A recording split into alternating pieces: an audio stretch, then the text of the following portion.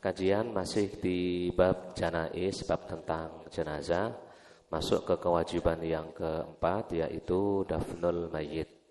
Jadi kewajiban terakhir yang masih hidup pada yang sudah meninggal adalah memakamkan atau menguburkan yang sudah meninggal. Ada dua cara untuk menguburkan mayat. Yang pertama cara minimal, yang kedua cara ideal. Cara minimal bagaimana?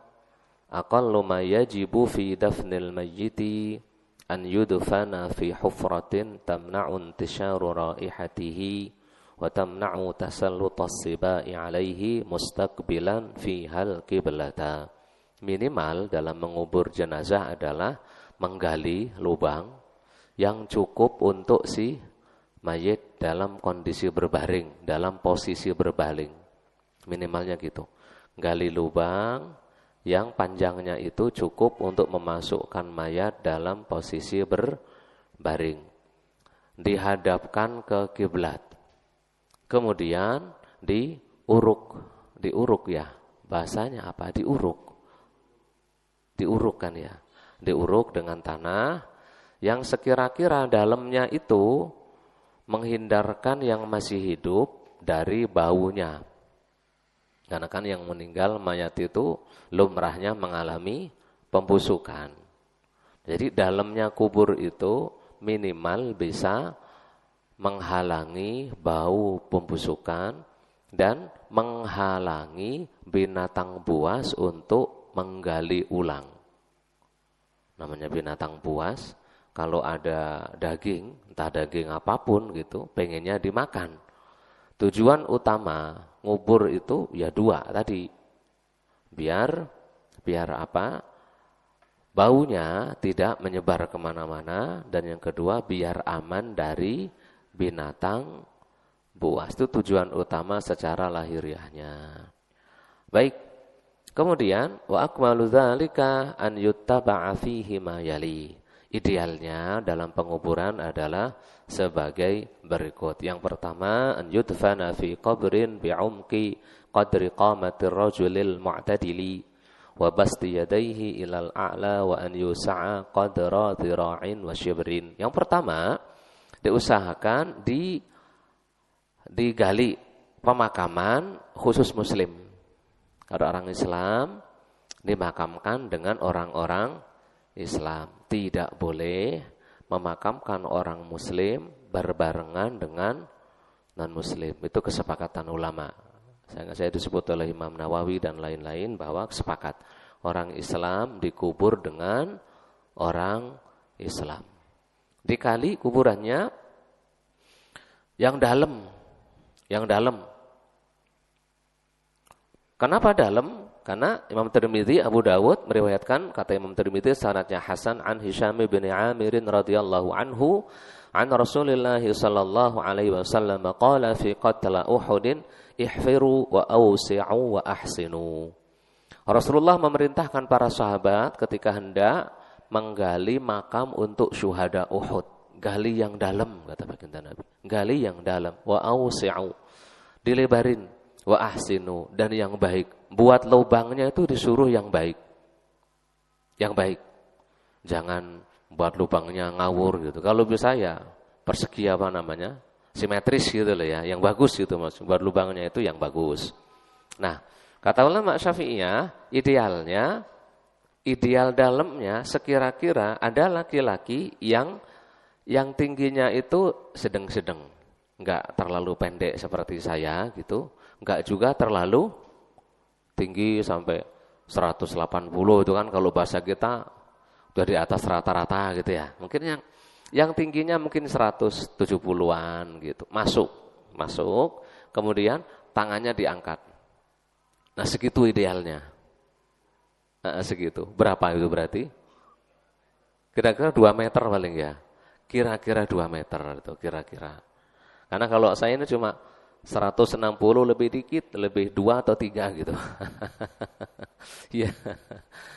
Cuma 163 kalau enggak salah. Jadi ya masih pendek gitu. Bukan saya. Jadi yang tingginya 170 lah masuk, kemudian tangannya di ke atasin sini. Nah, segitu kurang lebih idealnya menurut ulama Syafi'iyah.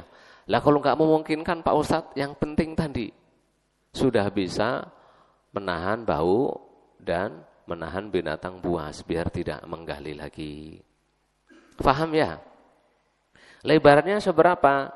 Kata ulama Syafi'iyah, yusa'a qadra dhira'in wa syibrin. Sebisa mungkin kalau bisa lebarnya itu 1 dhira'. 1 dhira' segini. Tambah satu jengkal ini namanya.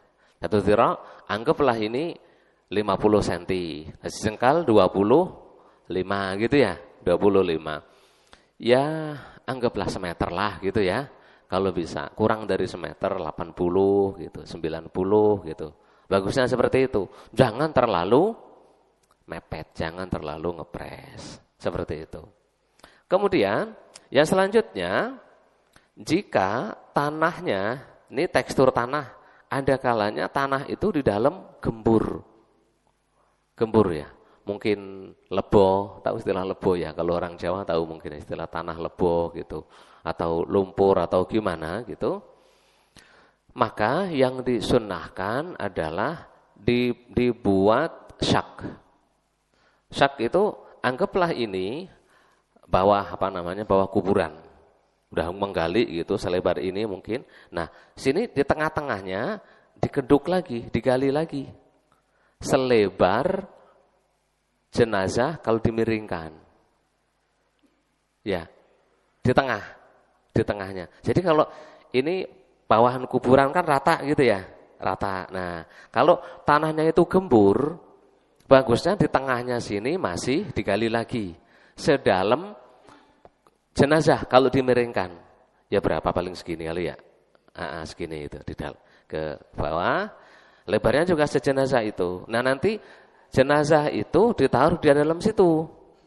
Diletakkan. Jadi enggak langsung kena tanah terus nginjek tanahnya langsung kena orang kayak gitu. Jadi dimasukkan ke dalam lubang yang di bawah itu, terus kemudian ditaruh papan di atasnya, ditutupin dengan papan.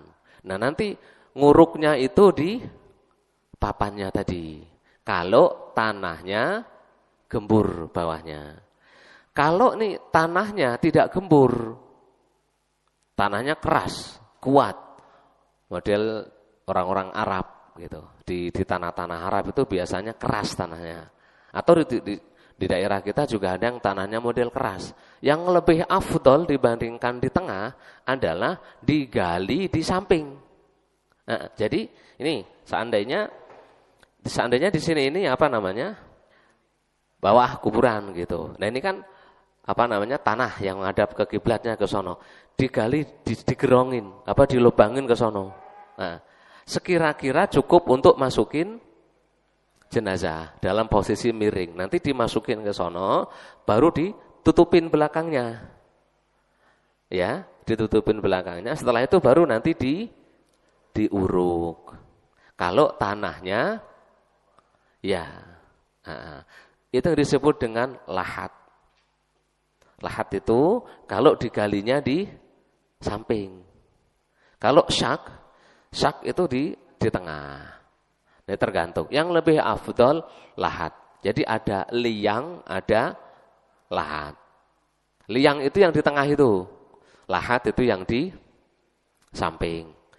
Lebih afdol lahat kalau bisa. Kenapa? Kalau lekhabari Muslim dan berdasarkan hadis sahih Muslim an Sa'ad bin Abi Waqqas, dari Sa'ad bin Abi Waqqas radhiyallahu taala anhu qala fi maradi mautih. Beliau berpesan saat sakit mau meninggal.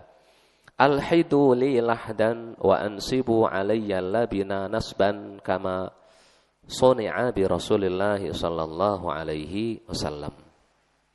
Jadi nanti kalau mau menguburkan aku, buatlah lahat tadi di samping tadi itu. Karena dulu baginda Nabi Shallallahu Alaihi Wasallam dikuburkannya dengan cara seperti itu.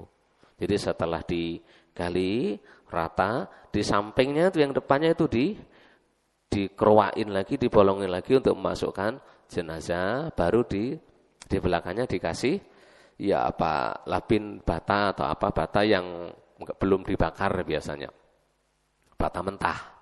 Nah, intinya biar nggak balik aja gitu, biar bisa tetap berdiri ke sono. Jadi kalau ada papan ya mungkin dengan papan yang gampang, yang papan-papan biasa. Kalau enggak intinya diganjelin apa, biar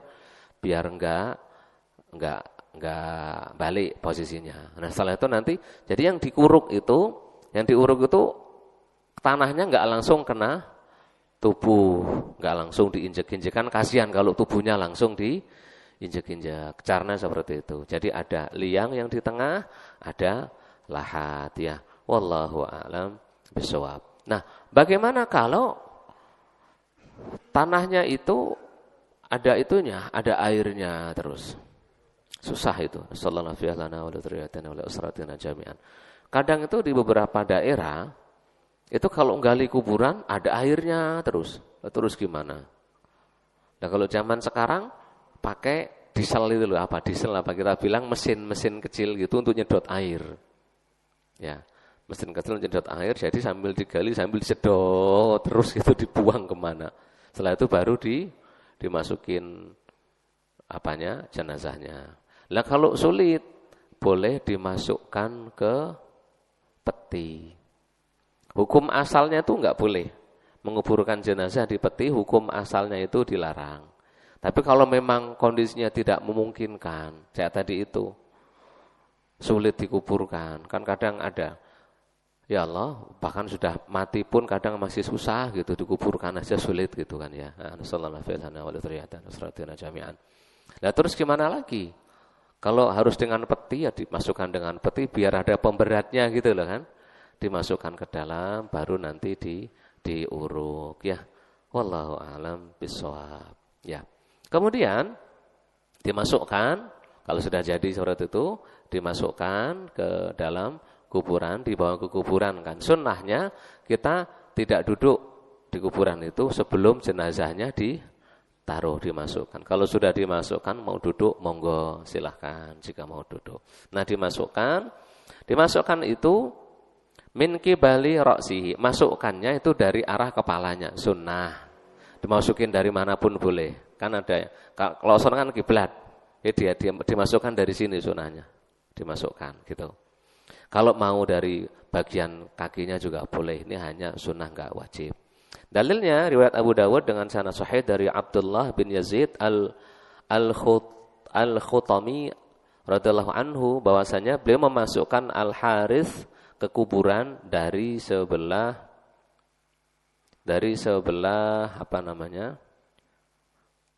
kepalanya ya, dari sebelah kepalanya, asfalul qabr. Mohon maaf, jadi memasukkannya itu bukan dari sinjabi, dari kakinya, dari area kaki, tapi yang dimasukkan kepalanya dulu. Ya, tadi salah saya. Jadi kalau ini kan sana kiblat, sini area kepala, sini kaki. Yang dimasukkan kepala dulu bagian dari arah kakinya, taruh sini. Yang masuk adalah kepalanya, baru taruh ke bawah. Setelah diletakkan, maka ya silahkan diposisikan. Ada yang pernah memposisikan enggak? Dilepasin tali-talinya, yang dilepasin, kemudian dihadapkan ke kiblat. Ini harus dihadapkan ke kiblat, ini harus ya. Harus dihadapkan ke kiblat, terus kemudian ya tadi diganjeli mungkin bata. Sebisa mungkin bata yang belum dibakar, bata mentah. Kalau enggak di negara kita dibuat bulet-buletan gitu, bulet-buletan tanah itu ganjel, biar tidak oleng, tidak balik posisinya. Kalau sudah menghadap ke sana, ke kiblat, ya wis. Jika di liang tinggal ditutup di atasnya dengan papan-papan tadi itu. Kalau di lahat, kalau ada papan boleh ditutup dengan papan. Kalau enggak ya kan, yang penting udah enggak kena kan. Udah masuk ke dalam sono aman, tinggal diurukin lagi. Nah setelah diuruk sudah selesai. Ya, kalau sudah diuruk sudah selesai. Sunnah